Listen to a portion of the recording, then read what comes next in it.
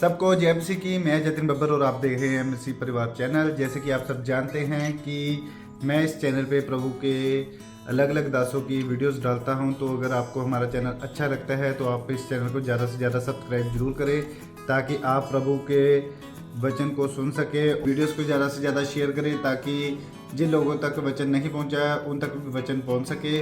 सबको जय मसीह की। एक बार मैं आपसे दोबारा कहूँगा कि इस चैनल को सब्सक्राइब जरूर करें और वीडियोस को ज़्यादा से ज़्यादा शेयर करें। जय मसीह की। हालेलुया। आप सब ब्लेस्ड हैं। God bless you all. मेरा विश्वास है कि आज का वचन आप सबको फलदार करेगा। आप ब्लेस होंगे और परमेश्वर ऊंची जगहों पर आपको रखेगा। जैसे कि मेरी लाइफ की गवाही है, परमेश्वर आपको फ्रूटफुल करेगा। हालेलुया। आज का वचन जो परमेश्वर का वचन है वो मेरे पाँवों के लिए लिखा दीपक और मेरे मार्गों के लिए उजाला है, और ये वचन आपकी लाइफ में पूरा होगा। आमीन।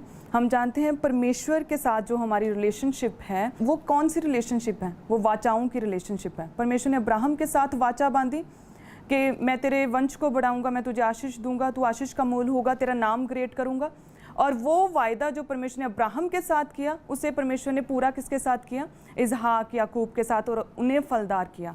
हालेलुया। सो परमेश्वर की जो हमारे साथ रिलेशनशिप है वो वाचाओं की रिलेशनशिप है। परमेश्वर ने अब्राहम के साथ वाचा बांधी कि मैं श्रेष्ठ करूंगा, और परमेश्वर ने याकूब, इसहाक, यूसुफ को श्रेष्ठ किया और उन्हें फलदार किया। हालेलुया। सबसे पहले हम ये योएल नबी की पुस्तक को पढ़ते हैं। योएल नबी की पुस्तक 2 अध्याय, उसका जो पहला हिस्सा है जो 1 से लेकर 12 तक, वो पूरी तरह से परमेश्वर ने उन लोगों पर जो परमेश्वर के लोग थे लेकिन परमेश्वर से दूर हट गए, अपने नैतिक मूल्यों से दूर हट गए, परमेश्वर से दूर हुए, उन पर दंड की आज्ञा दी योएल नबी ने।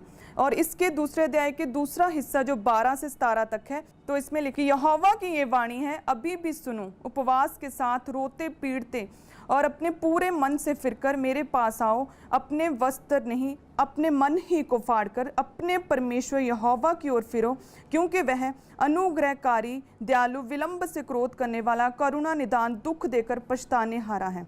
हालेलुया। इस दूसरे भाग में परमेश्वर कहता है कि वो लोग जो नैतिक पतन जिनका हो गया, जो परमेश्वर से दूर हो गए, योएल नबी ने उनके लिए कहा, उन पर दंड की घोषणा की कि वह लोग उन पर शत्रु चढ़ाई करेंगे, वह मारे जाएंगे, उन्हें दुख सहने पड़ेंगे, उन पर विपत्तियां आएंगी। लेकिन क्योंकि हमारा परमेश्वर अनुग्रहकारी है, वह दुख देकर पछताता है, वह हमसे प्रेम करता है, परमेश्वर क्रोध करने में विलंब करता है। वो परमेश्वर कहता है कि यदि तुम मन फिराओ, दूसरा हिस्सा मन फिराने का है कि यहोवा की वाणी है कि उपवास के साथ रोते पीटते अपने पूरे मन को फिर कर अगर तुम मेरे पास आओ, अपना मन फिराओ, मेरे पास आओ, तो परमेश्वर कहता कि मैं तुम पर वो दंड की जो घोषणा की थी, मैं उन्हें सब विपत्तियों को तेरे बीच में से दूर करूंगा, सब रोगों को तेरे बीच में से दूर करूंगा, अन्न जल पर मैं आशीष दूंगा। हालेलुया। और उसके बाद क्या होगा? जब दंड जो हम पर आया, तब हम अगर परमेश्वर में चले, मन फिराएं, तो परमेश्वर कहता फ्रूटफुलनेस, जो तीसरा हिस्सा है 18 से 27 तक, परमेश्वर कहता है ये फ्रूटफुलनेस की जो वाचा है, आशीष का जो वचन है, ये तेरी लाइफ में पूरा होगा। परमेश्वर क्या कहता है? परमेश्वर कहता है तेरे जीवन से सभी जो दुश्मन है वो तेरी लाइफ से, तेरे देश में से भाग जाएंगे। दूसरा, परमेश्वर कहता है कि अंजीर का वृक्ष, दाखलता अपना अपना बल दिखाने लगेंगे, जान के पेड़ पौधे, पक्षी, वृक्ष, सभी तेरा देश उपजाऊ होगा। परमेश्वर आगे कहता है कि तू आनंद के साथ मगन होगा यहोवा के कारण, तेरे खलियान अन्न से भर जाएंगे और रस कुंड में नया दाख मधु ताजे तेल से उमड़ेगा। मैं उसकी हानि तुमको भर दूंगा जो दंड के कारण जो टिड्डियां तेरी फसल पर तेरे देश में आई थी। हालेलुया। परमेश्वर कहता तुम पेट भर खाओगे, तृप्त होगे, अपने परमेश्वर यहोवा के नाम की स्तुति करोगे। हालेलुया। सो ये योएल नबी की पुस्तक जो है, इसमें जो परमेश्वर का दास उन लोगों पर जिनका नैतिक पतन हो गया था, जो परमेश्वर से दूर हो गए थे, परमेश्वर से फिर गए थे, पहले उन पर दंड की आज्ञा दी, लेकिन जब परमेश्वर जो गुस्सा करने में धीमा है, विलंब करता है, वो परमेश्वर कहता है कि यदि तुम मन फिराओ, तो परमेश्वर कहता कि यदि तुम मन फिराओ तो ये सभी फल जो मैंने आगे बताए तीसरे हिस्से में, परमेश्वर कहता है मैं तुम्हें फ्रूटफुल करूंगा। ये परमेश्वर की वाचा है। हालेलुया। सो आज का भी यही वचन है कि फ्रूटफुलनेस क्या है? Be fruitful. जब परमेश्वर ने पशु पक्षियों को, सभी परमेश्वर ने सृष्टि की रचना की, और उसके बाद जब परमेश्वर ने इंसान को बनाया, मनुष्य को बनाया, तो परमेश्वर ने सबसे प्रथम इंस्ट्रक्शन कह लो या कमांड कह लो जो परमेश्वर ने दी, वो थी बी फ्रूटफुल, फूलो फलो और पृथ्वी में भर जाओ। जो परमेश्वर ने जब हमें बनाया अपनी समानता में, तो सबसे प्रथम जो कमांड खुदावन ने दी वो थी फूलो और फलो, be fruitful and multiply. Hallelujah. ये खुदावंद की कोई सलाह नहीं थी कि ठीक है तुम अपनी बुद्धि के अनुसार फूलो फलो, अपनी बुद्धि के अनुसार, अपनी काबिलियत के अनुसार, या अपने पैसे के अनुसार तुम फलदार हो जाओ। नहीं, परमेश्वर ने कहा चाहे तेरे देश की जैसी मर्जी इकोनॉमी हो, लेकिन तुम फलदार होगे। चाहे जैसा मर्जी अंधेर और पाप हो तेरे आसपास, लेकिन तुम चमकोगे। चाहे जितनी मर्जी महामारियां हो, गरीबी हो, लेकिन मैं तुझे सुरक्षित रखूंगा, मैं तुझे श्रेष्ठ करूंगा। ये परमेश्वर की वाचा है हमारे साथ, ये फलदार होना है। हालेलुया। जब परमेश्वर ने मनुष्य की सृष्टि की, अपनी समानता में बनाया, तो सबसे प्रथम परमेश्वर ने जो कमांड उसे दी थी वो था बी फ्रूटफुल एंड मल्टीप्लाई। अगर हम उत्पत्ति की पुस्तक 1 बाप उसकी 28 आयत को जब हम निकालें तो उसमें लिखा है, परमेश्वर ने कहा कि फूलो फलो और पृथ्वी में भर जाओ और उसको अपने वश में कर लो, और समुद्र की मछलियों तथा आकाश के पक्षियों और पृथ्वी पर रेंगने वाले सब जंतुओं पर अपना अधिकार रखो। परमेश्वर ने कहा फूलो फलो और पृथ्वी में भर जाओ, समुद्र की मछलियों, आकाश के पक्षियों, जमीन पर रेंगने वाले सब जंतुओं पर अधिकार रखो। ये परमेश्वर ने हमारे साथ फ्रूटफुलनेस की, हमें फलदार होने के लिए परमेश्वर ने ये हमारे साथ वाचा बांधी है कि हम फलदार हों। हालेलुया। सो अगर आज मसीही कोई विश्वासी अगर फलदार नहीं है, उसकी लाइफ में गवाही नहीं बन रही, तो इसमें परमेश्वर का दोष नहीं, इसमें कमी क्रिश्चियंस में है। हालेलुया। कि सिर्फ नाम के क्रिश्चियन है। ये बाइबल को सीने से लगाने से कुछ नहीं होगा, या अपने तकिए के नीचे रखने से कुछ नहीं होगा। इस बाइबल को खोलना होगा, इसमें से पढ़ना होगा वचन को, तब परमेश्वर कहता है मैं तुझे फलदार करूंगा। सिर्फ और सिर्फ परमेश्वर प्रभु यीशु मसीह को आप जानते हैं, वो कौन है, वो कैसे जी उठा, ये काफी नहीं है। प्रभु यीशु मसीह को पहचानना होगा, उसे अपनी लाइफ में प्रैक्टिकली उसे अपनी लाइफ में लेना होगा। परमेश्वर को जानना होगा, उसे पहचानना होगा, उसके वचन को मानना होगा। ये इंपॉर्टेंट है फलदार होने के लिए। हालेलुया। सो आज हम बी फ्रूटफुल, कि हमें परमेश्वर ने फलदार होने के लिए चुना है। फलदार मतलब बी फ्रूटफुल मतलब परमेश्वर ने कहा कि प्रॉफिटेबल। फलदार होने का मतलब है प्रॉफिटेबल, तुम लाभकारी होगे, तुम यूजफुल होगे, कभी बेकार नहीं होगे, इफेक्टिव बनाओगे, तुम इफेक्टिव होगे। परमेश्वर कहता तुम चमकोगे। हालेलुया। तुम गेनफुल होगे। परमेश्वर ने कहा तुम अबंडेंट ऑफ ब्लेसिंग्स के साथ भरोगे। ये परमेश्वर की वाचा है हमारे साथ। परमेश्वर ने जब हमारी सृष्टि की, पूरे संसार की सृष्टि की, परमेश्वर ने हमें अपनी समानता में बनाया। बनाने के बाद प्रथम इंस्ट्रक्शन, प्रथम कमांड जो खुदावंद ने इंसान को, हमें और आपको दी, वो थी बी फ्रूटफुल एंड मल्टीप्लाई। कि सब कुछ अपने वश में कर लो, समुद्र की मछलियों, आकाश के पक्षियों, जमीन पर रेंगने वाले सब जंतुओं पर अपना अधिकार रखो। हालेलुया। ये परमेश्वर की हमारे साथ वाचा थी।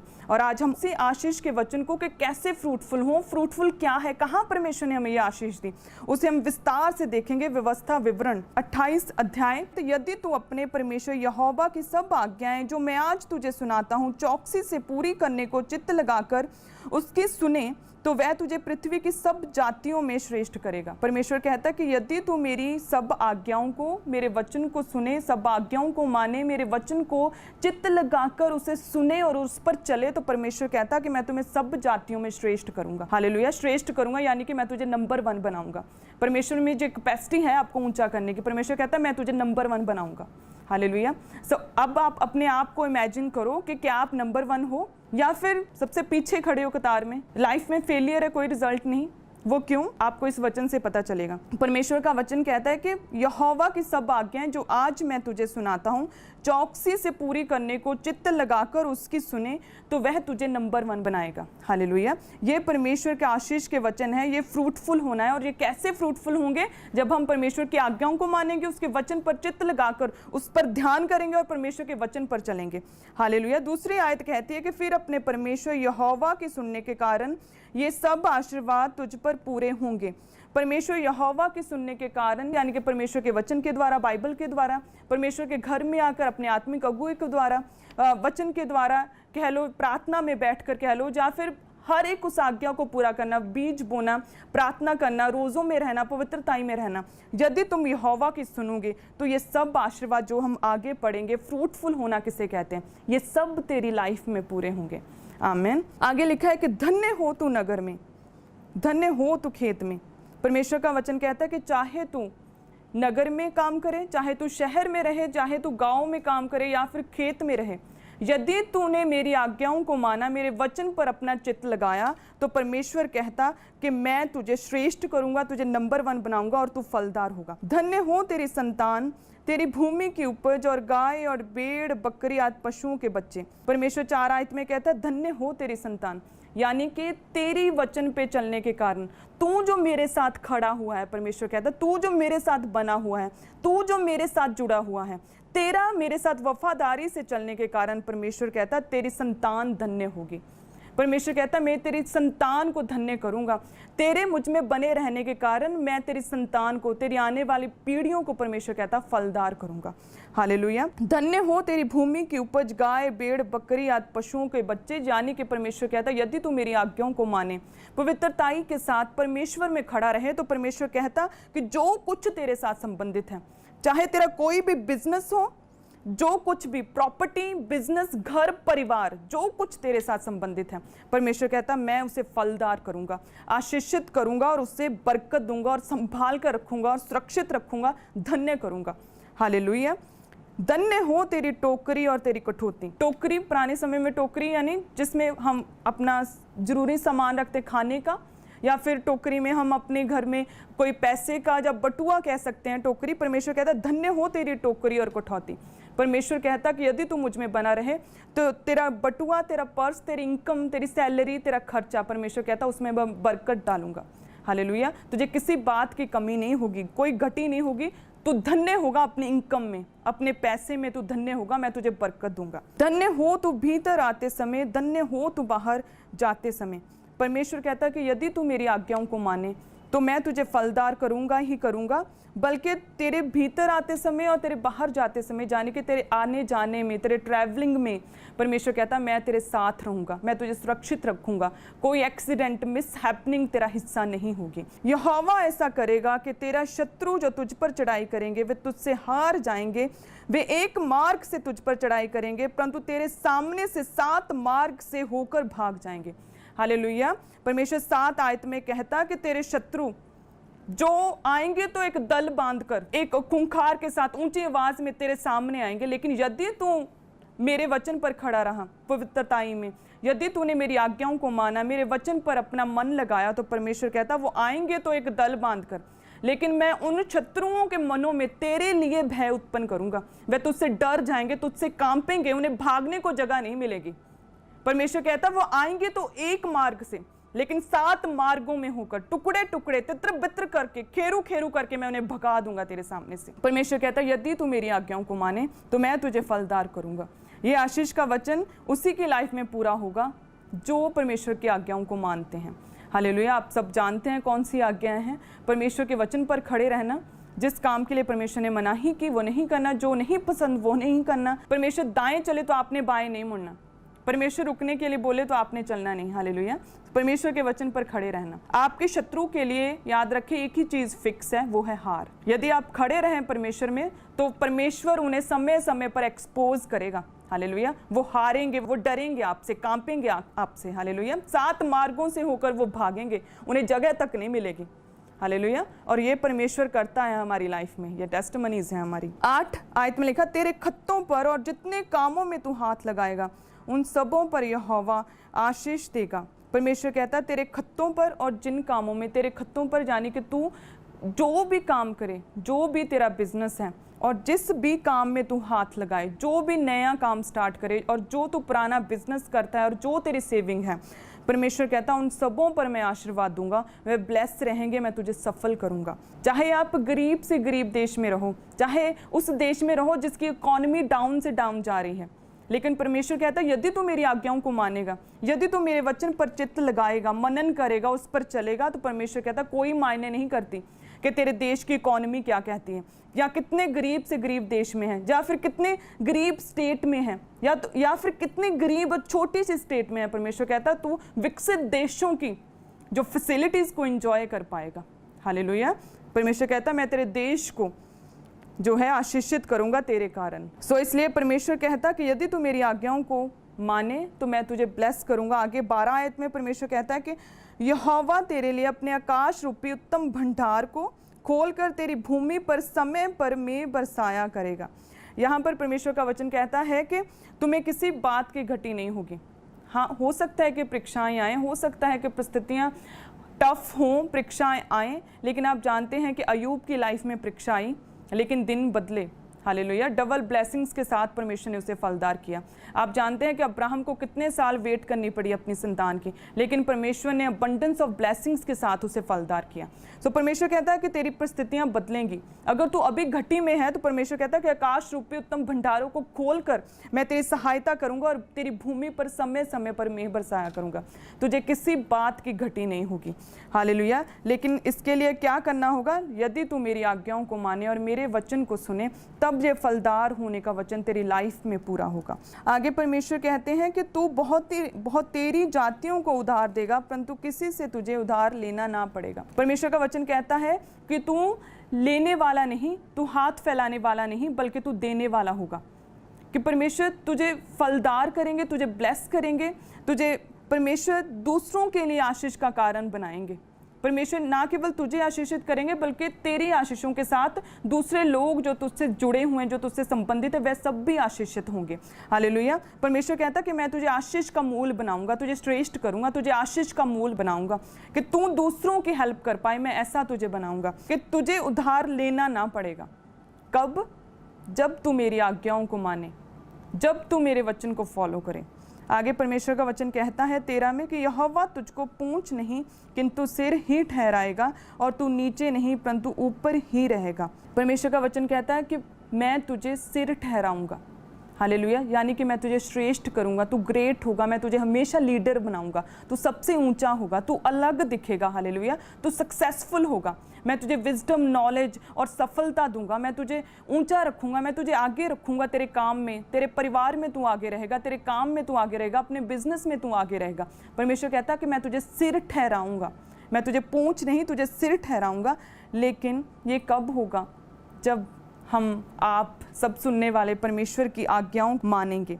यदि आज्ञाओं को जो मैं आज तुझको सुनाता हूँ, परमेश्वर कहता, उन्हें चौकसी से मानोगे तो ये वचन तुम्हारी लाइफ में पूरे होंगे। ये फ्रूटफुल के, आशीष के वचन तुम्हारी लाइफ में पूरे होंगे। हालेलुया। कि परमेश्वर कहता धन्य होगा तू, धन्य हो तू, धन्य हो तेरी संतान, धन्य हो जो कुछ तेरे साथ संबंधित है, तेरी गाय, भेड़, बकरी, बच्चे, पशुओं के बच्चे।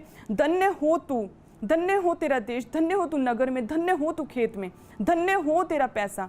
परमेश्वर कहता है तेरे शत्रु तेरे सामने से भागेंगे, तो मैं तुझे सिर ठहराऊंगा। परमेश्वर कहता है तो कि तुझे उधार कभी लेना नहीं पड़ेगा, तू कर्जाई नहीं होगा, बल्कि तू दूसरों की आशीष का कारण बनेगा। ये पॉसिबल होगा जब आप परमेश्वर के वचन को मानेंगे। जब हम फिर से 28 की फर्स्ट आयत को जब देखेंगे कि यदि तू अपने परमेश्वर यहोवा की सब आज्ञाओं को माने और चित्त लगाकर उसकी सुने, तो फिर वह तुम्हें सब जातियों में श्रेष्ठ करेगा।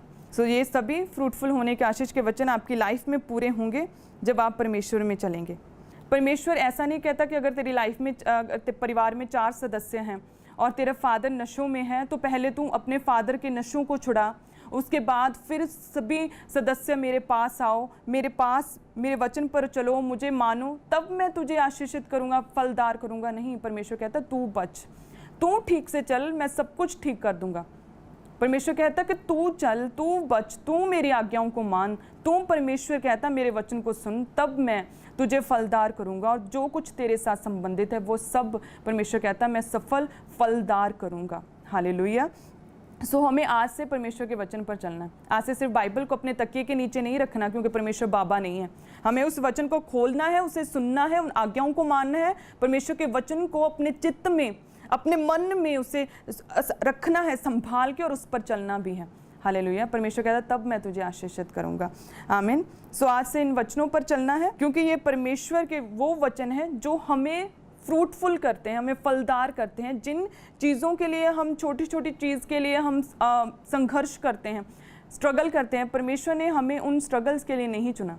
हालेलुया। हमें चुना है परमेश्वर ने श्रेष्ठ करने के लिए, हमें सिर ठहराने के लिए। परमेश्वर ने हमें, हमारे बच्चों को, हमारे बिजनेस को ब्लेस करने के लिए, फलदार होने के लिए परमेश्वर ने हमें चुना है। हालेलुया। सो आज से मसीहो सीरियस हो जाओ, क्रिश्चियंस सीरियस हो जाओ परमेश्वर में। परमेश्वर के वचन को फॉलो करो, आज्ञाओं को मानो, परमेश्वर के वचन के अनुसार चलो। हालेलुया। परमेश्वर कहता है तब मैं तुझे सिर ठहराऊंगा, तुझे मैं श्रेष्ठ करूंगा, तेरे बच्चों को मैं फलदार करूंगा तेरे कारण, तेरे परमेश्वर में चलने के कारण, तेरे फादर के, तेरे वाइफ के या तेरे बच्चों के परमेश्वर में चलने के कारण नहीं, पहले तू बच। खुदावंद तुम्हें कहता है इंडिविजुअली, पर्सनली, आपको अकेले अकेले को खुदावंद कह रहा है कि तू चल, तू बच, तू मेरी आज्ञाओं को मान। परमेश्वर कहता कि मैं तेरे साथ संबंधित सब कुछ फलदार करूंगा। B fruitful and multiply. ये परमेश्वर का वचन है हमारे लिए।